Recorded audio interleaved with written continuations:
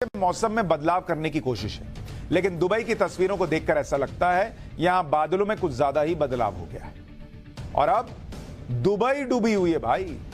किसी ने सोचा था कि ऐसी तस्वीर दुबई से आएगी, रेगिस्तानों से भरा हुआ इलाका और वो पानी में डूबा हुआ। और ऐसी तस्वीरें, मतलब एक बार के लिए अगर ना बताऊं तो आपको लगेगा कि भारत में कोई दिल्ली मुंबई जैसी जगह है जहां पर इतनी बारिश हो गई। आप प्लेन देखिए, ये दुबई एयरपोर्ट पर प्लेन देखिए, ये भाई ऐसा प्लेन जा रही है, वो पायलट भी सोच रहा होगा कि मैं नाव चला रहा हूं कि प्लेन चला रहा हूं। ये हालत हो गई। सूखे रेगिस्तान वाले दुबई में कैसे एक गलती जिसने पूरे देश को डुबा दिया, रेगिस्तान वाला देश कैसे पानी में डूबा है, अब उसकी खबर देखकर हैरान है। पिछले 2 दिन के अंदर दुबई और इसके आसपास के इलाकों में इतनी बारिश हुई है कि पूरा का पूरा शहर डूब गया। ये दुबई है बॉस। किसी को भी अंदाजा नहीं था कि यूएई जैसे रेगिस्तानी इलाके में इतनी बारिश हो जाएगी कि दुबई के साथ अबू धाबी और अल ऐन जैसे शहर पानी में समा जाएंगे। आपको सुनकर हैरानी होगी कि पिछले 75 साल में दुबई में पहली बार इतनी बारिश हुई है कि शहर का पूरा सिस्टम ही फेल हो गया। दुबई में महज 2 दिन के अंदर 1.5 साल की बारिश एक साथ हो गई। 1.5 साल की बारिश 2 दिन में हो गई है और इसकी वजह से सड़कें समंदर बनी हुई, एयरपोर्ट दरिया बन गया है, बाजार मॉल के अंदर पानी भर गया, मेट्रो स्टेशन ऑफिस स्कूल बंद करने की नौबत आ गई। दुबई से आई बाढ़ की तस्वीरों को देखकर आपको ऐसा लगेगा कि कुदरत के सामने दुनिया का एडवांस से एडवांस शहर कैसे असहाय और लाचार हो सकता है। आगे बढ़ने से पहले आपको डूबती दुबई के कुछ वीडियोस दिखाता हूं।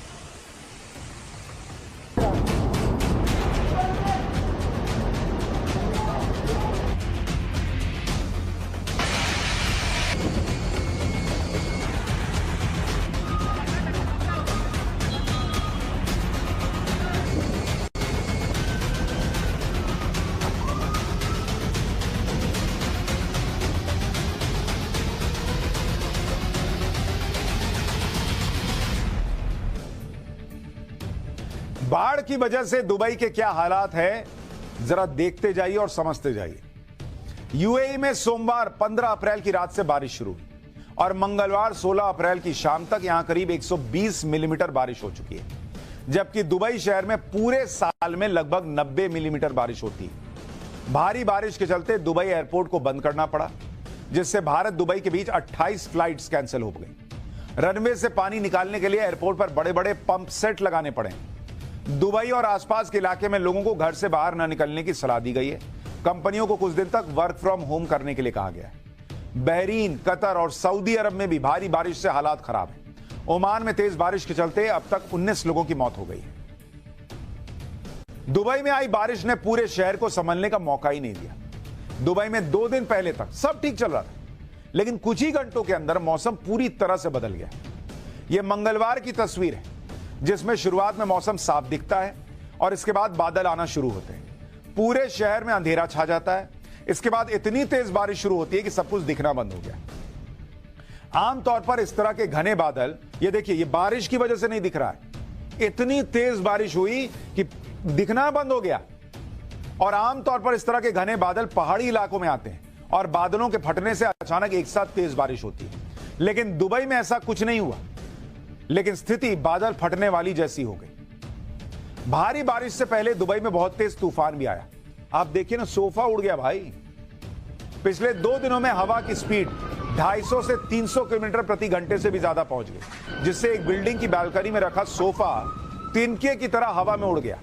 यही वजह है कि दुबई में हाई राइज बिल्डिंग्स में रहने वाले लोगों को बालकनी में नहीं आने की सलाह दी जा रही है। सोफा उड़ गया भाई, देख रहे हैं जैसे ताश का पत्ता उड़ता है। सड़कों पर कारें पानी में डूब गई। यह बुर्ज खलीफा के पास की तस्वीर है। अंदर देखिए, यह कार नाव बनी हुई है। सड़क पर खड़े बहुत सी गाड़ियां पानी में पूरी तरह से डूब गई।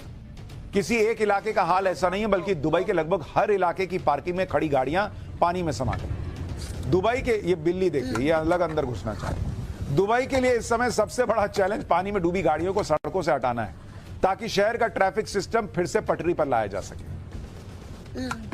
महंगी कार अब कबाड़ हो चुकी है। मौसम विभाग के मुताबिक समुद्री इलाके में भारी दबाव की वजह से यूएई और अरब के देशों में इतनी बारिश हो रही है, लेकिन वैज्ञानिकों का एक वर्ग मानता है कि ज्यादा क्लाउड सीडिंग यानी कृत्रिम बारिश कराने की वजह से दुबई में भारी बारिश हो रही है। पिछले 2 दिनों में दुबई में 7 बार क्लाउड सीडिंग से आर्टिफिशियल बारिश करवाई गई। दरअसल पिछले कई सालों से यूएई अपने यहां खेती और हरियाली को बढ़ाने के लिए रेगिस्तानी इलाकों में लगातार क्लाउड सीडिंग करवा रहा है। हालांकि इस प्रक्रिया से यूएई में बारिश की साइकिल बढ़ी, इसलिए आर्टिफिशियल बारिश की प्रोसेस को लगातार बढ़ाया जा रहा है। क्लाउड सीडिंग की तकनीक के बारे में आपको बता देता हूं कि ये होते कैसे हैं। क्लाउड सीडिंग एक ऐसी तकनीक है जिसमें एयरक्राफ्ट की मदद से कुछ केमिकल्स का आसमान में छिड़काव किया जाता है।